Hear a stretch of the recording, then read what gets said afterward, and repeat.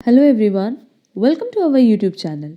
हमारा आज का सेशन अगेन स्टैटिस्टिक्स के एमसीक्यूज़ पे है और आज हम लोग नेक्स्ट 10 एमसीक्यूज़ पे प्रैक्टिस करने वाले हैं। जहाँ देखो हमारे पास सबसे पहला क्वेश्चन है कि in a bivariate distribution if the rank correlation coefficient given है, समेशन डी स्क्वायर गिवन है, then the number of observed pair is.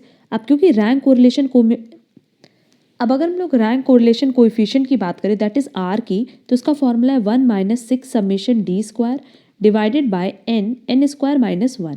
अब क्योंकि मेरे पास आर की वैल्यू दी हुई है, मेरे पास समेशन डी स्क्वायर की वैल्यू दी हुई है, तो हम बहुत ही ईजिली फाइंड आउट कर सकते हैं एन की वैल्यू। ये सिंपली हो जाएगा 0.12 is equal to 1 minus 6 multiply by 146 divided by N square minus 1। इसको इधर ले जाओ तो ये हो जाएगा minus 0.88 is equal to minus 876 divided by N square minus 1। Minus minus cut जाएगा, इसको यहाँ ले जाएंगे और 0.88 को डिनोमिनेटर में ले जाएंगे, तो ये हो जाएगा N square minus 1 is equal to 995.45 approx value है। अब देखो इसको पूरा सॉल्व करने से अच्छा है कि हम लोग ऑप्शन की हेल्प लें और जो भी ऑप्शन रखने पे ये वैल्यू आए वही ऑप्शन हमारा करेक्ट आंसर होगा। तो चलो एक एक करके चेक कर लेते हैं। अगर 9 रखेंगे तो वैल्यू आ रही है 720, तो नो डाउट 9 से ज़्यादा ही वैल्यू होगी, तभी 995 अप्रॉक्स आएगा। 10 रख के देखते हैं, 10 100 माइनस 9 इज 99, तो ये अप्रॉक्स वैल्यू आएगी 990। बाकी किसी भी ऑप्शन से अप्रॉक्स आंसर भी नहीं आएगी, इसीलिए करेक्ट आंसर होगा D. Clear? Next, for 10 pair of observation number of concurrent deviation was found to be 4।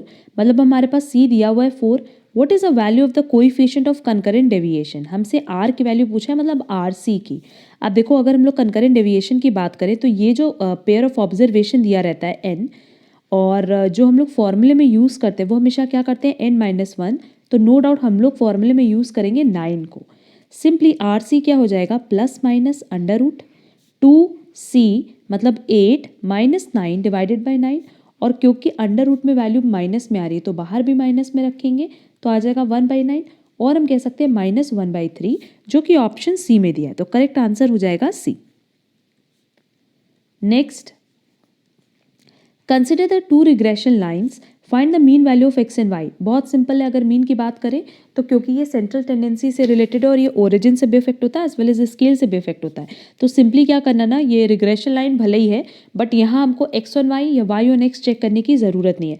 ठीक है, अब देखो दो इक्वेशन है, सेकेंड इक्वेशन में वाई है, फर्स्ट इक्वेशन में 2y है, तो फर्स्ट इक्वेशन तो आप ऐसे ही रख दो और सेकेंड इक्वेशन को क्या करो कि 2 से मल्टीप्लाई कर दो, तो ये हो जाएगा 12x plus 2y is equal to 62। अब माइनस कर देंगे तो ये कट जाएगा, ये हो जाएगा minus 9x is equal to 36। Minus 36 minus minus cut गया, x क्या आ जाएगा 4। अब अगर मीन x, क्योंकि ये मीन ही ले रहे हैं ना, अगर हमारे पास मीन x 4 आया है जो कि सिर्फ ऑप्शन ए में दिया है, तो नो डाउट आप जब मीन y की वैल्यू निकालोगे ना तो मीन y आएगा 7, तो करेक्ट आंसर होगा A. Next, for a m multiply by n two-way or bivariate frequency table, the maximum number of marginal distribution is। अब अगर हम लोग मार्जिनल डिस्ट्रीब्यूशन की बात करें तो मार्जिनल डिस्ट्रीब्यूशन में हम हमेशा क्या करते हैं, ऐड करते हैं।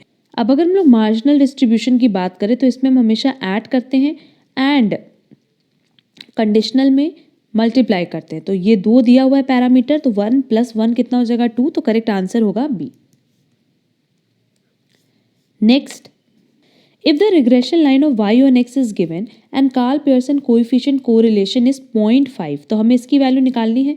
अब देखो ये इक्वेशन जो है y on x है, तो नो डाउट हमारे पास by(x) कैलकुलेट हो जाएगा। by(x) सिंपली कितना हो गया 1, और अगर हम लोग by(x) के फॉर्मूले की बात करें तो ये हो जाएगा r standard deviation y divided by standard deviation x। तो अब देख लेते हैं मेरे पास जिस जिसकी वैल्यू दी है वो हम पुट कर देते हैं। इसकी वैल्यू है 1 और इसकी वैल्यू है 0.5, तो standard deviation y divided by standard deviation x इसी तरीके से रखेंगे क्योंकि हमें इसी की वैल्यू फाइंड आउट करनी है। और standard deviation y divided by standard deviation x कितना हो जाएगा 2। अब क्योंकि क्वेश्चन में हमसे इसका स्क्वायर पूछा है तो बोथ साइड अगर हम स्क्वायरिंग कर दें तो ये हो जाएगा स्टैंडर्ड डिविएशन y का square divided by standard deviation x का square is equal to 4, that is correct answer होगा C. Next, the number of test of adequacy is, ये हमने पहले भी बताया कि 4 होता है। अब number of test of adequacy की बात करें तो ओवरऑल 4 है। एक यूनिट टेस्ट है, time reversal test, factor reversal test and circular test. इस पे हमने पहले भी डिस्कशन किया हुआ है।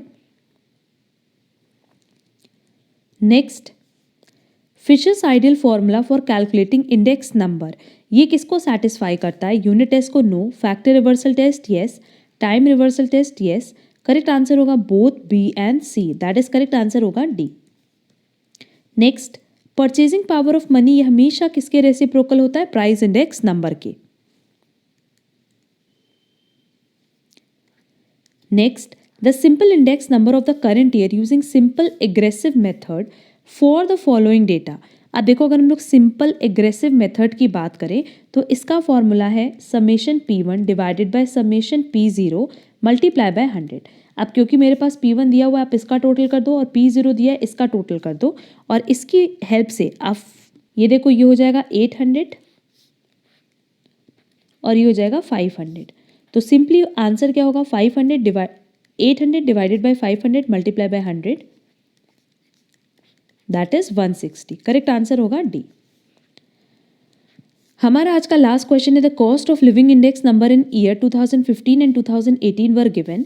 The salary of CA Jitendra in 2015 was 1,95,000. How much additional salary was required for him in 2018 to maintain the same standard of living as in 2015? तो simply देखो, 2015 में उसकी सैलरी 1,95,000 थी, जिस टाइम इंडेक्स कितना था? 97.5।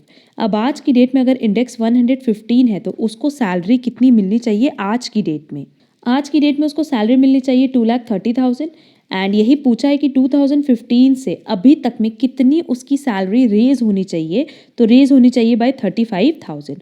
और हम कह सकते हैं कि एडिशनली उसको 35,000 हम देंगे, तब वो जा करके same standard of living maintain कर पाएगा। तो करेक्ट आंसर होगा सी। ये 10 बहुत इंपॉर्टेंट MCQs से रिलेटेड टू स्टैटिस्टिक्स। अगर किसी भी क्वेश्चन में कोई डाउट हो तो कमेंट बॉक्स में कमेंट करके पूछ सकते हो। एंड आज की क्लास की PDF आपको हमारे टेलीग्राम चैनल पे मिल जाएगी, जिसकी लिंक आपको डिस्क्रिप्शन बॉक्स में दी गई है। उम्मीद करते हैं कि आपको आज की क्लास पसंद आई होगी। वीडियो यूजफुल लगा है तो वीडियो को लाइक कमेंट शेयर ज़रूर करना। अब हम लोग मिलेंगे हमारी नेक्स्ट क्लास में। आज के लिए बस इतना। Thank you so much.